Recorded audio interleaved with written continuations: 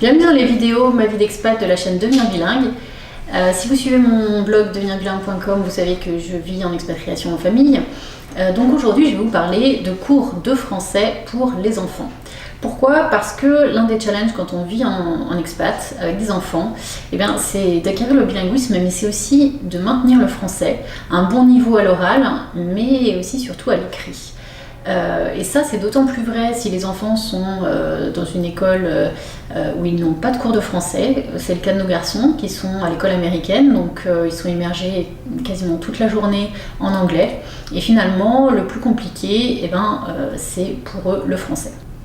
Alors, des solutions pour conserver le français, il y en a plusieurs. Moi, je vais vous parler d'une solution que je trouve géniale. Et démonstration par exemple aujourd'hui, je vais vous montrer ce qu'on fait avec nos garçons et qui, pour eux en tout cas, fonctionne très bien. Alors pour que vous compreniez bien ce à quoi ressemble ce cours de français un peu particulier, je vais filmer mes enfants pendant une séance. Je vais vous montrer ça dans 10 secondes. Je vais juste vous dire rapidement 3 raisons pour lesquelles j'ai choisi cette solution.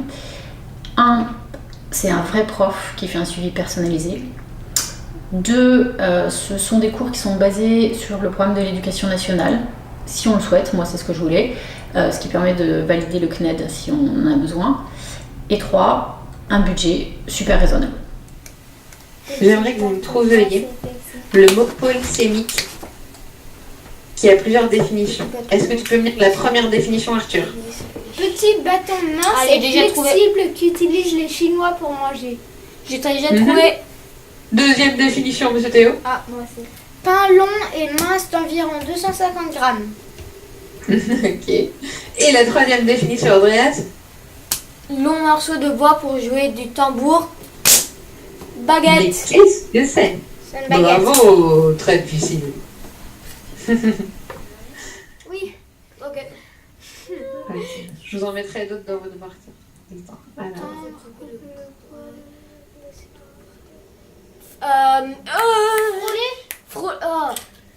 Attention, il y a encore une autre faute de frappe, j'avais pas vérifié ça. Rouler, Raser. C'est pas raser, Raser, bravo. Raser. Très très bien, vous êtes trop fort. Très très bien. Donc ça, ce sont des mots qui sont Synonyme. Non. Des polyphémies. Polysèmes. Polysème. Polysémique. Exactement, très bien. Ce sont des mots qui ont plusieurs significations. Bon, alors, vous avez tous gagné 4 anneaux encore aujourd'hui et un petit anneau spécial pour Andreas pour sa dernière réponse. Très bien. Salut. Au revoir. Bye bye. Au revoir les garçons. Ciao. Merci. Merci à vous. Au revoir. Bonne soirée. Donc mes enfants prennent des cours avec une prof à distance et un autre garçon du même âge et du même niveau qu'eux. Mathilde, c'est une prof de Vivaling, une société qui est spécialisée sur les cours de langue à distance pour les enfants et qui a eu la bonne idée de créer l'année dernière des cours FLAM, autrement dit des cours français langue maternelle. Quand j'ai découvert cette méthode, j'ai su que ça allait répondre parfaitement aux besoins de nombreuses familles expatriées.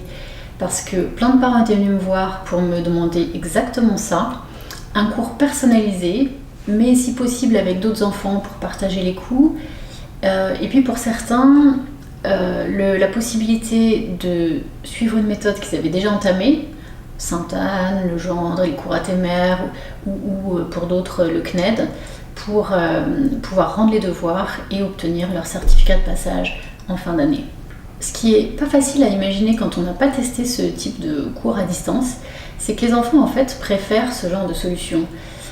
C'est très ludique, c'est super interactif et la relation prof-élève se crée plus facilement. Ils se retrouvent pas face à un prof à domicile qui impressionne un peu. Là, ils le voient à travers l'écran et ils sont super détendus.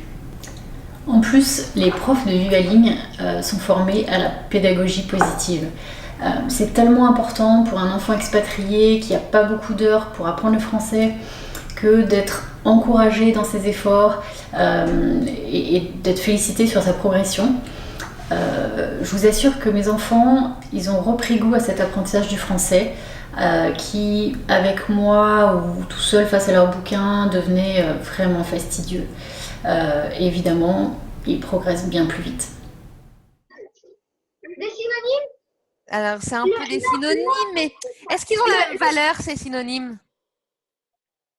Non, c'est plus fort. C'est plus fort parce que par exemple, sale et visqueux, genre visqueux, c'est une autre, c'est plus fort que juste sale. C'est très bien ce que vous êtes en train de me dire. Quelque chose là, c'est l'homme. C'est en fait, on est bien d'accord? Niveau. Oui, c'est bien ça. En fait, ce sont différents mots qui sont mis les uns avec les autres et qui ont une valeur de plus en plus forte ou de plus en plus faible? De plus en plus fort. Alors, pour je me meurs, je suis mort, je suis enterré. De plus en plus forte? Effectivement. Oui. Alors, on appelle ça, ouvrez bien vos oreilles. On appelle ça, attention, une gradation ascendante. C'est encore une figure de style, comme l'énumération. Ascendante et l'autre c'est descendante. Exactement. C'est vrai que dans notre cas, il y a aussi la dynamique de groupe qui rend le cours plus sympa. On a choisi un cours à 3 pour cette raison, et aussi pour réduire les coûts. Je vais vous dire, on paye 3-4 fois moins cher qu'un prof particulier à domicile. Donc vous faites le calcul sur l'année, c'est déjà un argument en soi. En plus, les enfants s'entraident, ils se challengent.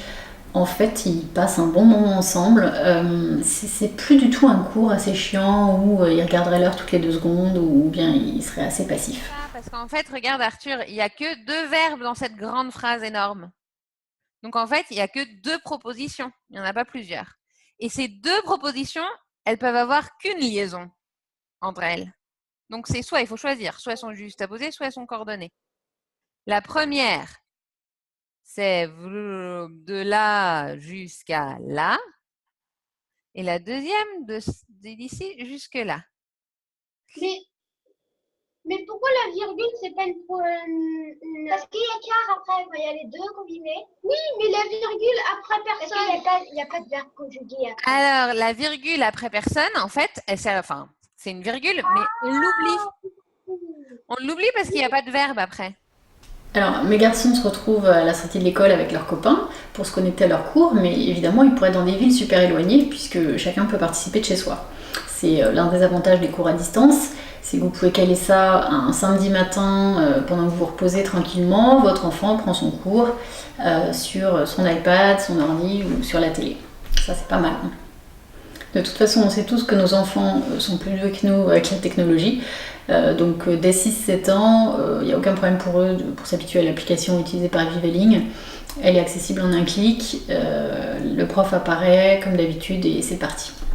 Ça marche aussi d'ailleurs très bien avec les ados, d'après les témoignages que j'ai reçus. Je vais vous montrer un extrait d'un cours particulier cette fois. On voit que la prof rappelle à l'adolescente ce qui a été vu la dernière fois sur le surréalisme avant de s'attaquer à sa leçon du jour. On avait vu donc plusieurs peintures. On avait vu cette peinture avec les horloges molles là, de Salvador Dali. On avait vu des textes qui étaient plus ou moins compliqués, qui nous parlaient de comment écrivent les surréalistes. Ça te parle? Oui. Oui, ok, ça marche. Et on va faire avec les connaissances qui te restent, de répondre à ces questions sur le surréalisme de manière générale. Ok. Alors, je peux te laisser faire des phrases. Soit je te donne le contrôle, soit tu écris avec Zoom, comme tu préfères. Je peux écrire avec... j'ai pas besoin du contrôle. Ok. Donc, tu essayes de faire des petites phrases. Le surréalisme, c'est une réaction à une époque, laquelle? D'accord. Alors, cette élève, elle est dans le même cas que mes enfants, c'est-à-dire que la prof s'appuie sur les leçons du CNED, mais elle les simplifie. Elle leur explique de façon compréhensible ce qui est expliqué, parce que franchement, lire des énoncés avec des mots que même moi j'ai du mal à comprendre, c'est assez décourageant et surtout c'est pas très efficace. Donc moi mon besoin, et je pense que je suis pas la seule, c'était que la prof allège les modules trop indigestes du CNED et surtout qu'elle s'assure que les enfants retiennent les fondamentaux. Pour que vous ayez bien conscience de la différence entre lire une leçon du CNED seule quand on est au niveau collège ou lycée ou l'aborder avec un tuteur. Je vais vous montrer un autre petit extrait de la prof Julie avec son élève À adolescente. ton avis, est-ce que c'est un cadavre exquis, ce dont il est en train de parler? Est-ce que c'est de l'écriture automatique ou est-ce que c'est un récit de rêve? Hmm. L'écriture automatique, c'est quoi? Alors, comment tu te l'imagines? Que ce soit l'écriture qui pense sans penser, tu écris sans réfléchir. Tu écris sans réfléchir, exactement. Et lui, il décrit quoi là comme technique? Regarde, un monologue de débit aussi rapide que possible sur lequel l'esprit critique du sujet ne fasse porter aucun jugement, donc ne réfléchit pas, ne s'embarrasse d'aucune réticence et qui soit aussi exactement que possible la pensée parlée. Parce que la Ouais. vitesse de la pensée n'est pas supérieure à celle de la parole et elle ne défie pas forcément la langue ni même la plume qui court. La plume qui court, c'est quoi? C'est la plume, le pain, enfin, ce qui écrit. Ce qui est écrit, donc le stylo ou le clavier d'ordinateur. Exactement. Donc c'est quand on écrit rapidement et qu'on ne se soucie pas de savoir si ça a un sens ou pas. Oui, Et ça correspond bien à ce que tu te fais comme idée de l'écriture automatique comme idée? oui. Oui, ben, c'est exactement ça. Et ça encore, en fait, c'est un procédé qui a été inventé par les surréalistes. Vous avez compris, pour moi, Vivaling, c'est comme un cours à domicile, mais en mieux. En plus, les cours, ils sont tous enregistrés. Donc, si votre enfant est absent alors que c'est un cours à plusieurs, ou si vous voulez regarder comment ça se passe alors que vous n'êtes pas chez vous pendant le cours, il vous suffit de regarder la vidéo. Donc, je récapitule. Un cours particulier ou à 2 ou à 3, un tarif défiant toute concurrence et un prof qui s'adapte à vos besoins. Pour nous, le résultat est là. C'est assez génial, ça me libère énormément de temps et ça m'évite aussi quelques crises de nerfs et les confrontations avec un de mes enfants pour qui le français c'était devenu vraiment difficile, ce qui change tout maintenant avec un prof qu'il aime bien. Je vous laisse juger. Si vous voulez tester, contactez Vivaling. Je vous mets le lien dans le descriptif de cette vidéo. Je vous mettrai aussi le lien de l'article dans lequel j'en parle sur mon blog. Vous pouvez vous abonner pour avoir les news sur les promotions, des cours gratuits, etc. Moi je vous dis à bientôt dans ma vie d'expat. Ciao ciao!